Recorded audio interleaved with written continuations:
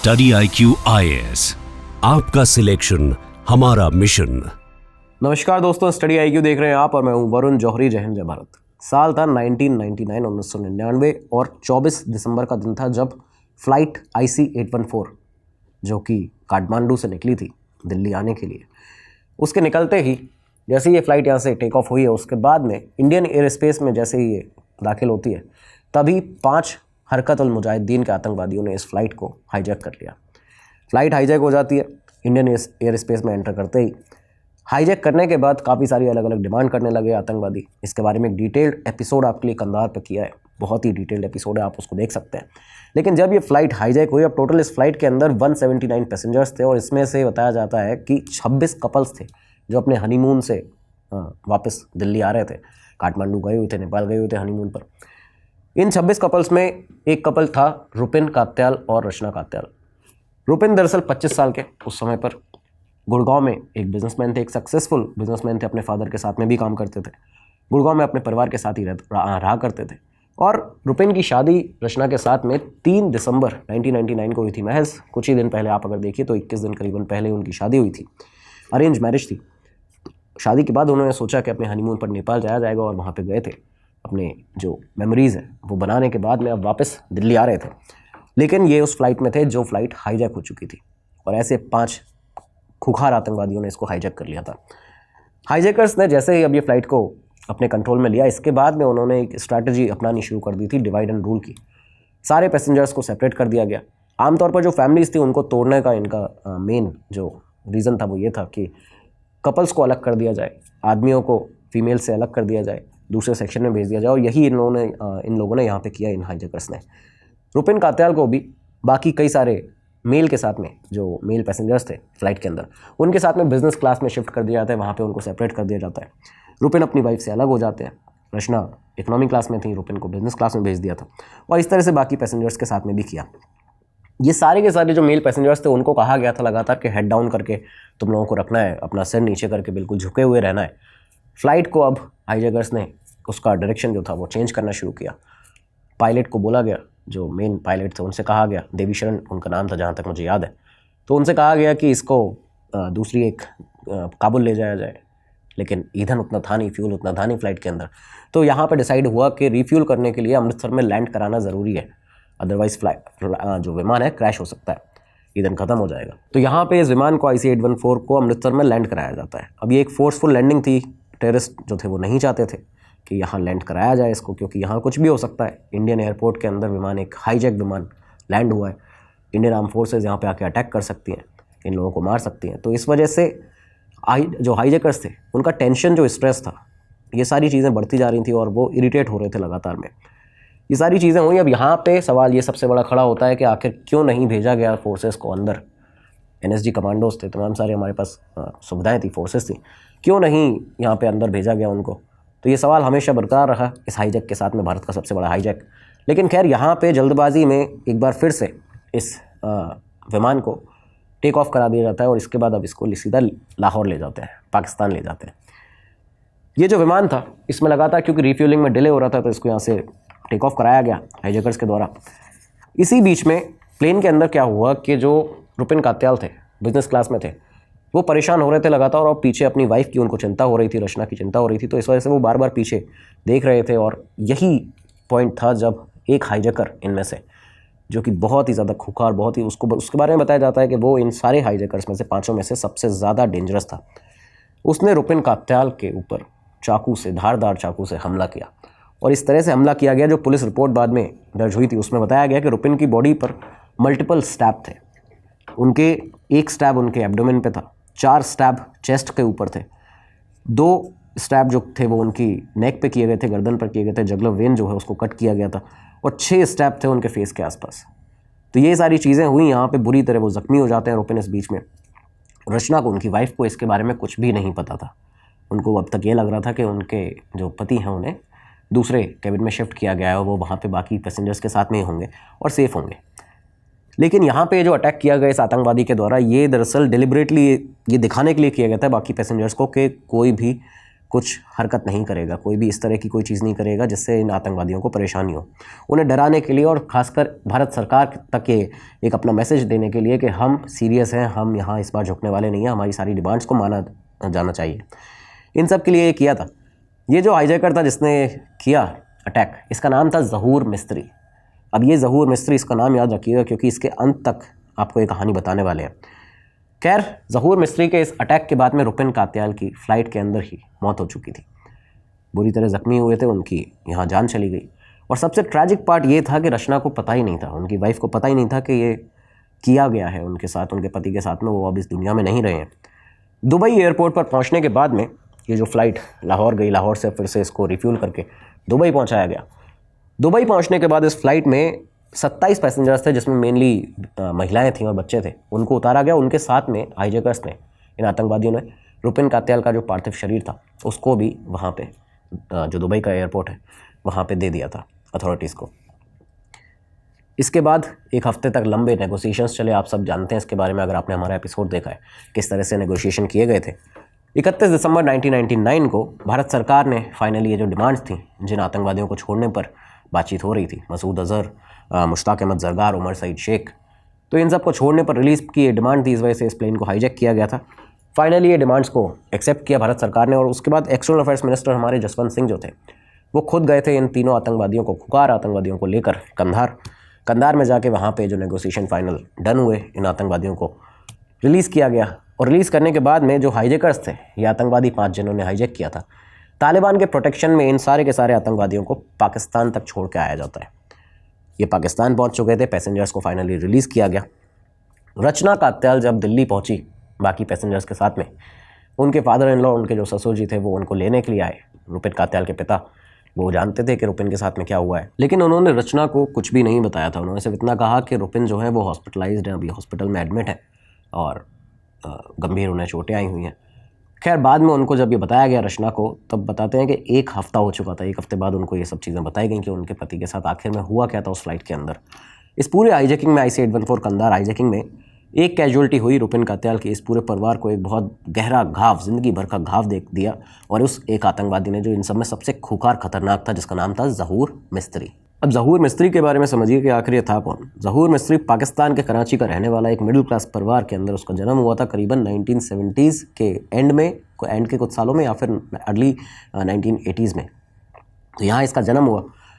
1980 और 90 के बीच में जो ये अफ़गानिस्तान वॉर हुई, उसके बाद में जो जिहादिस्ट आइडियोलॉजी थी पाकिस्तान में लगातार फैल रही थी, तो उस समय पर ये देखा जा रहा था, पूरी दुनिया इसकी गवाह है, कि कराची हब बन चुका था टेररिज्म का। इस तरह के कई सारे टेररिस्ट ग्रुप जो थे वो यहाँ पे पनप रहे थे, बन रहे थे, नए नए ग्रुप्स बन रहे थे। ज़हूर जो था उन्हीं लड़कों में से था जो कि लोकल मदरसे के इन्फ्लुएंस में आने के बाद में, उसके बाद इंस्पायर्ड उससे होकर जिहादी मानसिकता से, एक्सट्रीमिज़म से उसकी तरफ आगे बढ़ जाते हैं। तो ज़हूर ने यहीं से इसके बाद में एक ऑर्गेनाइजेशन को ज्वाइन किया था। ये ऑर्गेनाइजेशन दरअसल थी हरकत उल मुजाहिदीन। दरअसल अफ़गानिस्तान, ये जो वॉर थी, अफ़गान जिहाद जो छिड़ा हुआ था, उस दौरान एक फॉर्मेशन हुआ था एक ऑर्गेनाइजेशन का, हरकत उल अंसार। और ये हरकत उल अंसार जो थी, बाद में क्योंकि इसको 2 पाकिस्तान के टेरर बेस्ड ग्रुप थे, हरकत उल जिहाद अल इस्लामी और हरकत उल मुजाहिदीन, इन दोनों का मर्जर करके बनाया गया था। तो ये ऑर्गेनाइजेशन, जिसने अपने 1000 से ज़्यादा आतंकवादी इसके साथ में जुड़े हुए थे, 60% उसमें से पाकिस्तानी थे, बाकी के जो थे वो अफ़गानी थे, सारे के सारे आतंकवादी इसके साथ में जुड़े हुए थे। ज़हूर मिस्त्री ने भी इस ऑर्गेनाइजेशन को ज्वाइन कर लिया, हरकत उल मुजाहिदीन को उसने ज्वाइन किया। और आप ये देखिए कि कंधार हाईजैकिंग जब हुई है, इसके पहले पूरी तरह से ट्रेंड हो चुका था। ये आपको बताया जाएगा अभी कैसे ट्रेंड हुआ। US गवर्नमेंट ने 1997 में, यानी कि 2 साल पहले ही कंधार हाईजैकिंग से इस ऑर्गेनाइजेशन को, इस टेरर ग्रुप को, जो ग्लोबल टेरर ऑर्गेनाइजेशन है, वो घोषित किया गया था यहाँ पे इसको। और इसलिए किया गया क्योंकि उसामा बिन लादेन के साथ में इस पूरी ऑर्गेनाइजेशन के लिंक मिले थे। ये बताया गया था कि इसके स्ट्रॉन्ग कनेक्शंस हैं, ये लोग एक साथ ही एग्जीक्यूट करते हैं, सारी चीज़ें साथ में मिलकर कोऑर्डिनेट करके काम करते हैं। उसामा बिन लादेन भी इसमें मौजूद है, शामिल है। और ये चीज़ें कहीं ना कहीं हमने देखी जब तालिबान ने सेफली इन लोगों को ले जाया गया, तालिबान के द्वारा कंधार हाईजैकिंग के बाद में इन हाईजैकर्स को पाकिस्तान तक छोड़ के आया गया। ऑर्गेनाइजेशन ये जो थी, ये ISI के पूरे सपोर्ट के साथ, जो फंडिंग थी वो डायरेक्ट सपोर्ट था, फंडिंग थी वो ISI की तरफ से आती थी। और यहाँ पे पाकिस्तान का एक पनपा हुआ आतंकवादी संगठन था। तो इसी के साथ ज़हूर मिस्त्री जो था वो शामिल हो चुका था। ज़हूर ने अपनी ट्रेनिंग के लिए ऑस्ट्रेलिया और US जो है वहाँ पे भी अपनी ट्रेनिंग जो थी वो पूरी की है। और ये बातें पता चली जब मोहम्मद अफरोज़ नाम का एक trend pilot for suicide crash के लिए जिसको पायलट बनाया गया था, जिस तरह से 9/11 किया गया था, कुछ मोहम्मद अता नाम के और बाकी जो पायलट थे, सुसाइड पायलट, जिनको कहा जाता है कि ये विमान को हाईजैक करते हैं और सीधा किसी जगह जाके क्रैश करवा देते हैं। इस तरह का ही एक आतंकवादी था मोहम्मद अफरोज़, अलकायदा का ऑपरेटिव था, ट्रेंड पायलट था, सुसाइड क्रैश के लिए उसको ट्रेन किया गया था।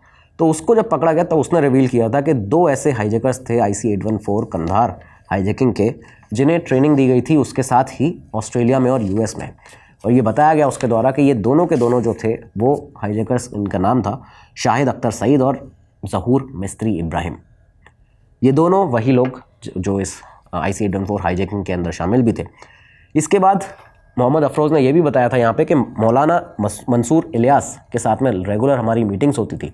ये मौलाना मंसूर इलियास वही है जो वेरीबिया इस्लामिक सेंटर विक्टोरिया स्टेट में जो है वहाँ पे काम करता है। और दूसरी चीज़, अलकायदा का रीजनल लीडर ऑस्ट्रेलिया में उसको माना जाता है। इनके साथ में काम करता था ये, और लगातार ज़हूर मिस्त्री जो था इन लोगों के संपर्क में था सभी के। अलकायदा का एक तरह से बहुत ही क्लोज एड आप उसको मान सकते हैं, उनके साथ में भी कई सारे काम कर चुका था और एक ट्रेंड आतंकवादी था। जब ये कांधार हाईजैकिंग हुई और ज़हूर मिस्त्री और बाकी इसके साथ के 4 आतंकवादी इसमें शामिल थे, इन्हें सेफली पाकिस्तान पहुँचाया गया। इस हाईजैकिंग के बाद ज़हूर मिस्त्री पाकिस्तान में अपनी आइडेंटिटी चेंज करके रहने लगा। इसने अपना वहाँ पे नाम रखा जाहिद अखुंड। जाहिद अखुंड की फेक आइडेंटिटी के नाम से सेटल हो गया कराची पाकिस्तान में, और कराची में अख्तर कॉलोनी के अंदर क्रेसेंट फर्नीचर नाम की एक शॉप उसने खोली और यहाँ पे फर्नीचर का बिज़नेस करने लगा। एक तरह से अब ये खुद को एक फर्नीचर बिजनेसमैन बताता था, वहाँ पे रहने लगा। ISI के प्रोटेक्शन में ये सारा काम हो रहा था, वही उसको गाइड कर रहे थे इस तरह से। और लगातार यहाँ पे उसने जो अपनी आइडेंटिटी बदली थी दुनिया भर के सामने, जिससे कि वो अब ज़हूर मिस्त्री की पहचान जो है उसकी वो पूरी तरह से तब्दील हो जाए, बदल जाए। ये सिर्फ यहाँ पे एक नॉर्मल बिजनेसमैन का रोल प्ले कर रहा था, लेकिन दरअसल ISI के साथ में ये लगातार जैश ए मोहम्मद के कई सारे ऑपरेशंस में भी शामिल था। मसूद अज़हर ने, क्योंकि जब यहाँ से रिहा हुआ और रिलीज़ हुआ साल 1999 का अंदर हाईजैकिंग के बाद में, तो अगले ही साल 2000 में उसने जैश ए मोहम्मद को फॉर्म कर लिया था, बना लिया था। और जैश ए मोहम्मद ने उसके बाद भारत के ऊपर क्या क्या आतंकी हमले किए वो सब आप जानते हैं। 2001 में इंडियन पार्लियामेंट के ऊपर जो अटैक हुआ पार्लियामेंट के ऊपर हमारी, 2016 में जो पठानकोट अटैक हुआ, इसके पहले जो मुंबई, गुजरात में, पुणे के अंदर अलग अलग जगह जो अटैक हुए इंडियन मुजाहिदीन से भी जो कराए गए, उन सब में भी ये शामिल थे। जैश ए मोहम्मद के लिंक्स उसमें आए थे। उसके बाद 2016 का उरी अटैक और 19 का पुलवामा अटैक, इन सभी में जैश ए मोहम्मद का नाम आया और ज़हूर मिस्त्री का कंट्रीब्यूशन भी यहाँ पे कई बार देखा गया, जब इस पूरे एंटायर टेरर नेटवर्क को वो किसी ना किसी तरीके से सपोर्ट कर रहा था। ये पूरी जो इस्टेब्लिशमेंट थी, लीडरशिप थी जैश ए मोहम्मद की, JEM की, उसके साथ लगातार संपर्क में आया और इसके कई सारे सबूत मिले कि कई बार उसको देखा गया रौफ असगर के साथ। रौफ असगर वही जो मसूद अज़हर का भाई, उसके साथ में उसको देखा गया, उसके रेगुलर कांटेक्ट में रहता था, जो JEM के ऑपरेशंस थे उनको लॉजिस्टिकल सपोर्ट प्रोवाइड करता था। तो ज़हूर मिस्त्री लगातार एक्टिव बना हुआ था और करीबन 2022 तक ये हाईली एक्टिव रहा है पाकिस्तान के कराची के अंदर से। दोस्तों, इस एपिसोड में आगे बढ़े और आपको बताएं कि आखिर ज़हूर मिस्त्री का एक अननोन गनमैन ने काम ख़त्म कैसे किया, उसका दी एंड कैसे किया। इसके पहले आप सभी के लिए एक इम्पॉर्टेंट अनाउंसमेंट है। तो यहाँ AI कोर्सेज़ अगर आप सीखना चाहते हैं इस बढ़ते समय के साथ में, स्टडी IQ आपके लिए जेन AI प्रोग्राम लेकर आया है। यहाँ पे आपको 40 आवर्स से ज़्यादा की लाइव क्लासेस मिल जाती हैं, आपको हैंड्स ऑन लर्निंग यहाँ पे मिलती है। AI की काफ़ी सारे टूल्स एंड ट्रिक्स के बारे में आपको बताया जाता है और साथ ही साथ आप खुद का AI कंटेंट स्टूडियो भी इससे बना सकते हैं। स्क्रीन पर जो आपको एक फ़ोटो दिख रहा होगा, यहाँ पे आपके उस बैच का नाम लिखा हुआ है, उसका प्राइस लिखा हुआ है। इस पर भी एक बड़ा डिस्काउंट आपको मिल जाएगा इस प्राइस पर भी, अगर आप VJ लाइव कोड लगाते हैं। इस वीडियो के नीचे जाइए डिस्क्रिप्शन बॉक्स में, वहाँ पे आपको एक लिंक मिलेगा, क्लिक करिए, अपना ये जेन AI कोर्स जो है इसको परचेज़ करिए और अपने करियर को एक बड़ी ग्रोथ दीजिए। अब आगे बढ़ते हैं अपने एपिसोड में। तो अब साल आता है 2022। जाहिद अखुंड, जिसका असली नाम ज़हूर मिस्त्री, जो कि कंधार हाईजैकिंग करने वाला एक आतंकवादी, रुपिन कातिल की हत्या करने वाला आतंकवादी, ये पाकिस्तान के अंदर करीबन पिछले 22 सालों से लगातार यहाँ पर रह रहा था। कराची के अंदर अख्तर कॉलोनी में उसकी एक शॉप थी, क्रेसेंट फर्नीचर के नाम से, एक बिजनेसमैन की तरह रहता था। अच्छा, हाउस नंबर 363 सेक्टर A में इसका जो घर था वो बना हुआ था, तो वहीं से लगातार आता था अपनी इस शॉप पे क्रेसेंट फर्नीचर अख्तर कॉलोनी में, और रोज़ की इसकी यही दिनचर्या रहती थी। और यहीं से बैकएंड पर ISI के साथ में लगातार संपर्क में था। जैश ए मोहम्मद के काफ़ी सारे जो ट्रेनिंग कैंप्स थे वहाँ पे भी इसका आना जाना लगातार बना हुआ था। 1 मार्च 2022 की बात है। ये वो दिन था जब सुबह सुबह ज़हूर मिस्त्री अपने घर से सेक्टर A से निकलता है क्रेसेंट फर्नीचर पहुंचने के लिए उसके रूटीन के मुताबिक। लेकिन यहाँ पे जैसे ही वो अपनी इस शॉप में पहुंचा है, दोपहर के समय 2 बाइक पर सवार होकर लोग आते हैं। 2 लड़के आए और उसके बाद सीधे इसकी शॉप के अंदर घुसते हैं उनमें से एक बाइक सवार ने जो आगे बैठा हुआ था उसने पैंट शर्ट पहना हुआ था और हेलमेट लगाया हुआ था अपनी आइडेंटिटी को छुपाने के लिए, और दूसरा जो पीछे बैठा था उसने सलवार कमीज़ पहनी हुई थी, सर्जिकल मास्क जो था वो फेस पर लगाया हुआ था। ये लोग इस शॉप में अंदर घुसते हैं और उसके बाद ज़हूर मिस्त्री को वहाँ पे देखने के बाद में पॉइंट ब्लैंक रेंज से .30 बोर की पिस्टल से उसके ऊपर, उसके हेड पर एकदम सामने 2 गोलियां चलाते हैं। 2 गोलियां सीधे उसके सिर में लगती हैं ज़हूर मिस्त्री के, और उसके बाद में ये यहाँ से दोनों के दोनों जो लड़के थे इस प्रॉपर एग्जीक्यूशन को करने के बाद में एक इस तरह की किलिंग थी जो कि प्रिसाइज भी थी, जो कि प्रोफेशनल भी थी। ये करने के बाद जिस रास्ते से आए थे अपनी उस बाइक से सीधा वहाँ से वापस चले जाते हैं। अब गोली इतनी एक्यूरेटली मारी गई थी कि जानलेवा तो थी, दोनों बाइक सवार वापस भी चले गए। ज़हूर मिस्त्री को यानी कि जाहिद अखुंड को पाकिस्तानियों के लिए जब इन लोगों ने देखा उसको कि हमारा एक फर्नीचर शॉप का जो ओनर है, अरे उसको गोली मार दी गई है, वो यहाँ पे इस तरह से घायल है, बुरी तरह से ज़ख्मी हुआ है, उसको जैसे ही ये लोग घायल अवस्था में पास के अस्पताल ले जाते हैं तो रास्ते में ही ज़हूर मिस्त्री की मौत हो जाती है। अब पाकिस्तानी मीडिया ने यहाँ पे क्या किया, जब धीरे धीरे खबर फैली, पुलिस भी यहाँ पे आई, कराची की पुलिस आई, पुलिस ने आके तफ्तीश शुरू की। उन्हें कुछ इंपॉर्टेंट जो भी चीज़ें थी वो सब कुछ भी यहाँ पे मिल नहीं रहा था, कोई सबूत नहीं छोड़ा गया था। सीसीटीवी कैमरास चेक करने की बारी आई तो वहाँ पे देखा गया कि 2 बाइक सवार आए हुए हैं और इस तरह का उनका खुलिया है और उन्होंने ये काम किया है। .30 बोर के जो पिस्टल के कारतूस थे वो यहाँ पे बरामद हुए थे उस साइट से जहाँ पे इसको गोली मारी गई है, उसकी शॉप के पास। पुलिस ने काफ़ी सारे सस्पेक्ट जो थे उनको लाइन अप किया, चीज़ें देखी गई। पाकिस्तान की लोकल मीडिया ने यहाँ पे क्या किया कि फर्नीचर शॉप के एक ओनर को मारा गया, उसकी हत्या की गई, इस तरह से हेडलाइंस चलाना शुरू किया। रिपोर्ट पूरी तरह से इस तरह छुपाई गई कि ज़हूर मिस्त्री का जो नाम था वो असल नाम बताया नहीं गया, यही बताया गया कि जाहिद अखुंड नाम के एक फर्नीचर शॉप के मालिक की हत्या की गई है, उसकी आइडेंटिटी कभी रिवील ही नहीं की।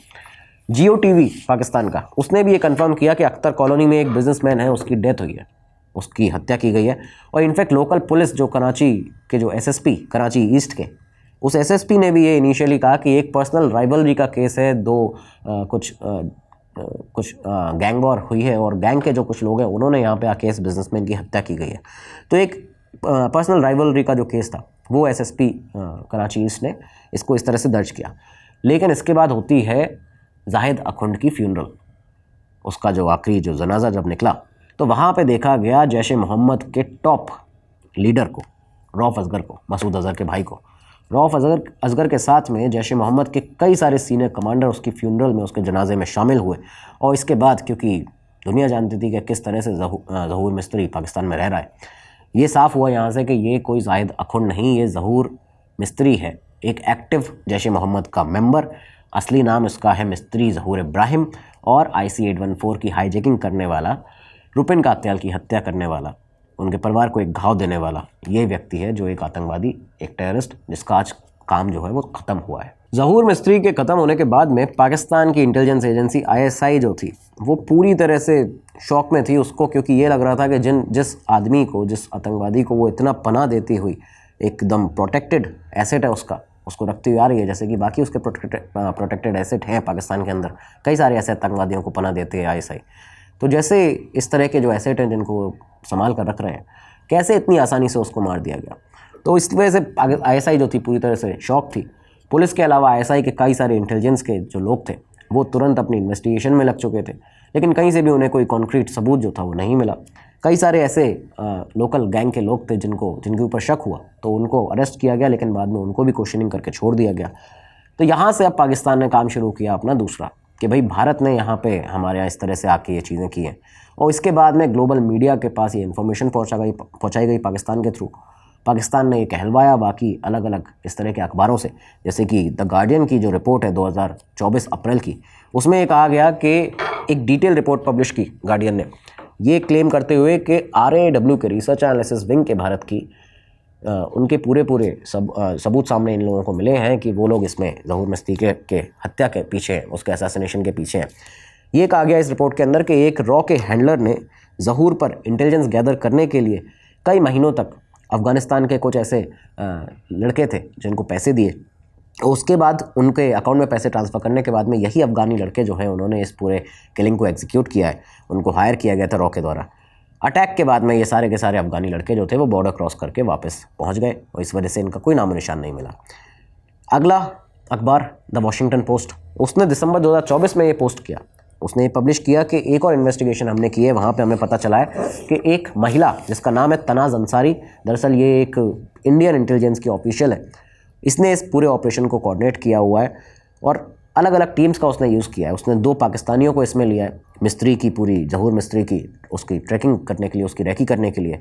2 अफ़गानी सिटीजन्स को भी इसमें लिया उस शूटिंग को एग्जीक्यूट करने के लिए। तो जिन लोगों ने गोली मारी वो अफ़गानिस थे। और ये बताया गया कि 3 और लोग थे साउथ ईस्ट एशिया, अफ्रीका और वेस्ट एशिया में, जिनको 4.7 लाख रुपीज़ के अराउंड ट्रांसफ़र करने के लिए दिए गए थे।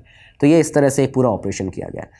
ये सब चीज़ें जब पाकिस्तान ने की, यहाँ से वॉशिंगटन पोस्ट और ये द गार्डियन ने इस तरह की रिपोर्ट्स पब्लिश की, ये भी कहा गया बीच में इन लोगों के द्वारा कि एक दुबई कनेक्शन भी है। दुबई के अंदर जो रॉ के स्लीपर सेल्स हैं, ये इस तरह के वर्ड्स यहाँ पे यूज़ किए गए और कहा गया कि ये जो स्लीपर सेल्स हैं उन्होंने इस ऑपरेशन को कंडक्ट किया है। दुबई बेस्ड बिजनेसमैन्स को लेकर ये पूरा एग्जीक्यूट किया गया है इस प्लानिंग को, और हवाला नेटवर्क्स का मल्टीपल कॉन्टिनेंट से यहाँ पे पेमेंट के लिए उनका इस्तेमाल किया गया है। अलग अलग टीम्स को सर्विलांस, एग्जीक्यूशन और पेमेंट के लिए डिप्लॉय किया गया। तो ये सारी चीज़ें लगातार यहाँ से कही गई वर्ल्ड मीडिया के द्वारा, पाकिस्तान के द्वारा। पाकिस्तान की हमेशा की आदत भी रही है। भारत सरकार ने अपना स्टैंड इस पर क्लियर किया। भारत सरकार ने इन सारे एलिगेशंस को फॉल्स, फेक एंड मल्शियस कहा। उन्होंने कहा ये एंटी इंडिया प्रोपेगेंडा है, इस तरह की कोई भी चीज़ हमने नहीं की है। दूसरी चीज़, हमारे external affairs minister S Jaishankar साहब ने भी क्लियरली ये कहा कि ये जो टारगेटेड किलिंग्स हैं, दूसरे किसी कंट्री में जाना, अब्रॉड में टारगेट किलिंग्स करना, ये भारत की पॉलिसी ही नहीं है। ये हमारी कोई ऑफिशियल पॉलिसी नहीं है, ये हमने नहीं किया गया, ये हमारे द्वारा नहीं किया गया है। ये सब चीज़ें सामने आई, लेकिन एक बात साफ़ है कि जो ज़हूर मिस्त्री का जो उसकी हत्या हुई है, जो उसकी किलिंग हुई है, रुपिन कात्याल की फैमिली को फाइनली 22 साल के बाद में इंसाफ मिला है। और इस तरह से आज ये पूरा जो एपिसोड हमने आपको जो बताया कि क्या था ज़हूर मिस्त्री का पास्ट, ट्रेनिंग कैसे ली उसने, किस तरह इस हाईजैक को अंजाम दिया था, रुपिन कात्याल के साथ में फ़्लाइट में उसने क्या किया था, और फाइनली उसको ख़त्म कैसे किया गया है, सारी चीज़ें आज आपको बता दी हैं। आपकी क्या राय है अननोन मैन के बारे में और इस पूरे इंसिडेंट के बारे में, ज़रूर कमेंट बॉक्स में बताइएगा और जय हिंद तो ज़रूर लिखिएगा। अब मिलेंगे अगले एपिसोड में दोस्तों, तब तक के लिए दीजिए इजाज़त। नमस्कार, धन्यवाद, जय हिंद, जय भारत। स्टडी IQ IAS, आपका सिलेक्शन हमारा मिशन।